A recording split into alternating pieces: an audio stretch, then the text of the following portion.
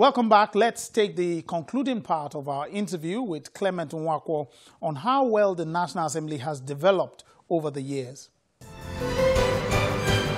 You know, whenever we have this discussion, someone will now ask, how then do we stop this vicious circle, as some would term it, whereby we keep bringing back numbers that don't encourage the National Assembly, like we're saying now, to do that transfer, especially since they're going to be doing these elections in their various constituency.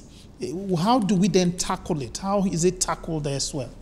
Well, first of all, I think, yes, it is important that you have what you call ranking of members so that members can come back in and continue. I don't see anything wrong with a member who is very experienced, who is very knowledgeable, been in the legislature for 15, 20 years. I think it is good for our democracy if it is the right member. But with the system we operate, it's difficult to decide who should come back and who shouldn't come back. And the criteria is used to... for making that, it will be very subjective.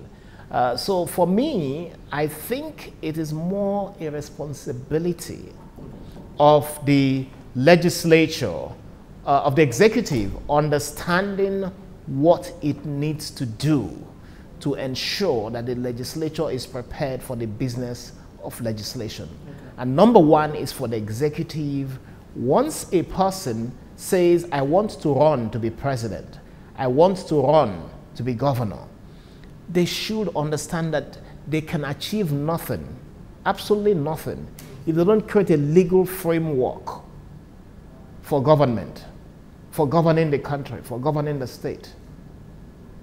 The president came in and made a lot of promises, but none of that finds support in any concrete legislation that has been proposed to the National Assembly to date.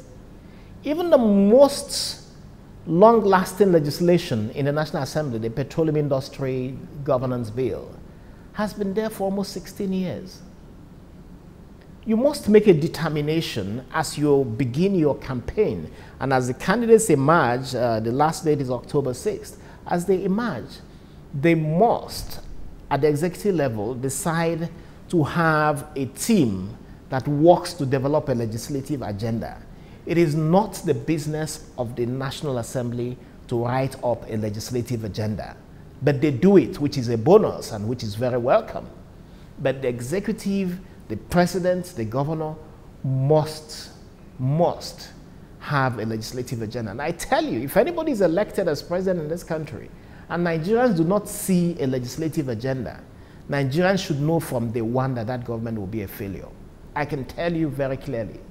As an institution, do you think the National Assembly is building itself up properly? I'm asking this because I know one of the complaints a lot of people have is that it appears not to be even building up institutional memory as regards record keeping, as regards maybe its own library, as regards what will make it, even for its own research.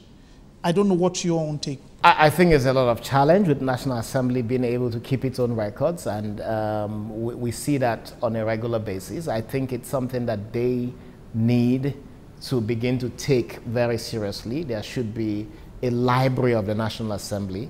A new member of the National Assembly, for instance, should be able to find information on the works of the previous sessions of the National Assembly, which means that, you know, let's take again the NGO regulation bill. In the last 4 assemblies, in fact, since 1999, you've had every session of National Assembly propose that bill. In the 1999 to 2003 session, Senator Sodangi brought up a bill. Thereafter, the following year, another legislator brought up a bill. In the last 3 sessions, first of all, it was Professor Ini Udoka, who was chairman of a committee, and one Honorable Edim Badiwe proposed the bill.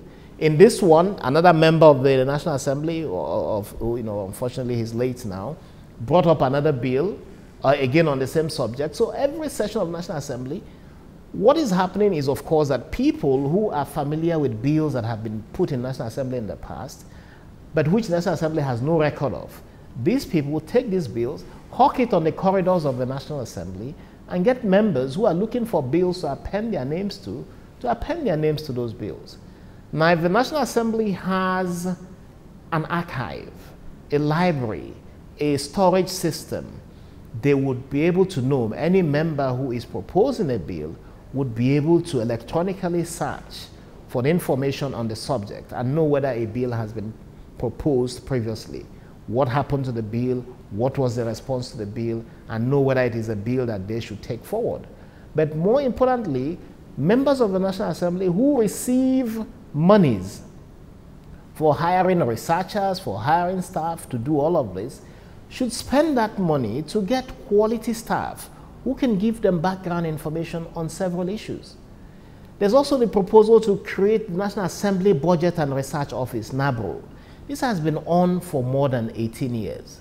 As we speak, the National Assembly, you would think that the National Assembly, whether or not the President assents to it, this would be something that they all decide is for their own interest. If they pass a bill and the President refuses